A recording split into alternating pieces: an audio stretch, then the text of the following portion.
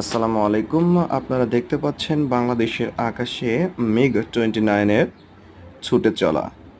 আপনাদের মনে প্রশ্ন আসতে পারে আসলে এই মহড়ার উদ্দেশ্য কি? আসলে কি বাংলাদেশে কোনো যুদ্ধাবস্থা বিরাজ করছে? হ্যাঁ, আপনাদের মনের প্রশ্নের উত্তর দিতে চাই, জি না। এটি ২৬ তারিখে তাদের একটি মহড়ার একটি অংশ। তার জন্যই গত ৩-৪ দিন ধরে ঢাকার আকাশে এভাবে মহড়া চলছে। আপনারা দেখতে পাচ্ছেন পাইলট তার যে বিভিন্ন ক্রিয়াকৌশল যুদ্ধের সেগুলো দেখানোর চেষ্টা করছে। যুদ্ধক্ষেত্রে আসলে কিভাবে বিমানকে রক্ষা করে শত্রুর ঘাঁটিকে গুঁড়িয়ে দিতে হয়, তারই বিভিন্ন অংশ এখানে প্রদর্শন করছে। আপনারা এই মিগ-29 এবং বাংলাদেশে আরও যে যুদ্ধজাহাজ আছে F7 এর মহড়া কিছুক্ষণ আগে হয়েছে। এখন মিগ-29 এর মহড়া চলছে। আপনারা তার বিভিন্ন অংশ আমি এই দেখানোর চেষ্টা করেছি এবং করতেছি।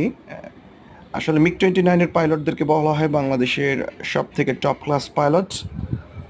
তাদেরই একটি মহড়া এখানে চলছে। আপনারা দেখতে পাচ্ছেন ঢাকা শাহজালাল আন্তর্জাতিক এয়ারপোর্টের উপর দিয়ে খুবই সুন্দর ডিসপ্লে। বিমানটি একেবারে ৩৬০ ডিগ্রি অ্যাঙ্গেল করে আপনারা দেখতে পাচ্ছেন, পুরোপুরি উল্টো অবস্থায়